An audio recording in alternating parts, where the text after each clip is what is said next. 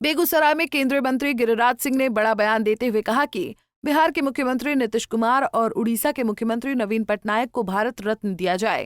गिरिराज सिंह ने कहा कि मैं आज अटल जी के जन्म जयंती पर इतना ही कहूंगा कि बिहार का जो चुनाव होने वाला है 2025 में, जो बिहार विधानसभा का चुनाव होने वाला है, किसी को कंफ्यूजन में नहीं रहना चाहिए। लालू जी लाख तुम्बा फेरी कर ले, नीतीश कुमार के नेतृत्व में एनडीए का चुनाव होगा और बिहार में फिर से एनडीए की सरकार बनेगी। नीतीश कुमार इतने दिनों तक मुख्यमंत्री रहे। आज के बच्चे जो 30 साल के हो गए हैं, उन्होंने नहीं देखा लालू जी का जंगल राज।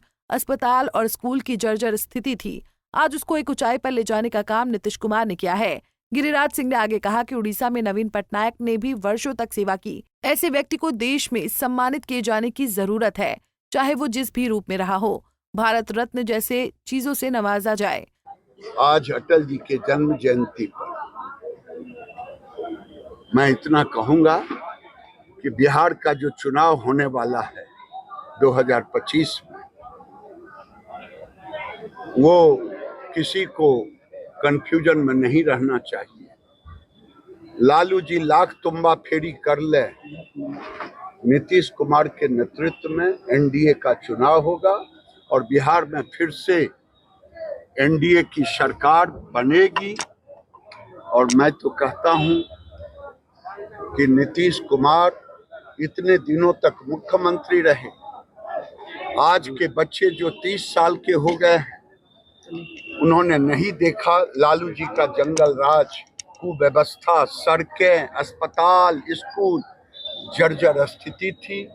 आज उसको एक ऊंचाई पर ले जाने का काम किया है। और उड़ीसा में नवीन पटनायक ने भी वर्षों तक सेवा की। ऐसे व्यक्ति को देश में पुरस्कृत करने की जरूरत है, चाहे जिस भी पद से स्वीकार किया जाए।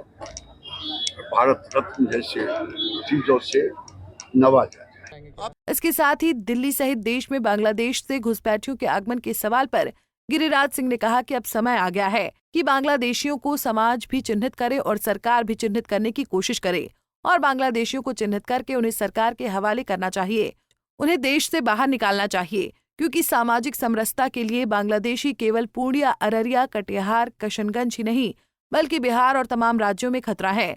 बिहार जो 800 किलोमीटर की सीमा है, चाहे बांग्लादेश की सीमा हो या नेपाल की सीमा हो, उन सीमा पर जो मस्जिद बनाने का काम किया है, उस मस्जिद को भी चिन्हित किया जाए। समय आ गया है कि बांग्लादेशियों को समाज भी चिन्हित करने की कोशिश करे और सरकार भी चिन्हित करने की कोशिश करे और बांग्लादेशियों को चिन्हित करके उसे सरकार के हवाले करना चाहिए, उसे देश से बाहर निकालनी चाहिए।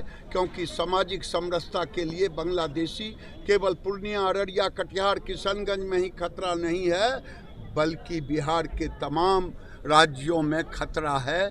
और बिहार जो 800 किलोमीटर लगभग सीमा है, चाहे बांग्लादेश की सीमा हो, चाहे नेपाल की सीमा हो, उन सीमा पर जो अवैध मस्जिद बनाने का काम किया है, उसको भी चिन्हित किया जाए। दिल्ली में अरविंद केजरीवाल के द्वारा फ्री की योजनाओं की घोषणा पर हमला बोलते हुए उन्होंने कहा कि देश अरविंद केजरीवाल जैसे भ्रष्ट और अब वो कोई भी नौटंकी कर ले, दिल्ली उन्हें स्वीकार नहीं कर सकती है।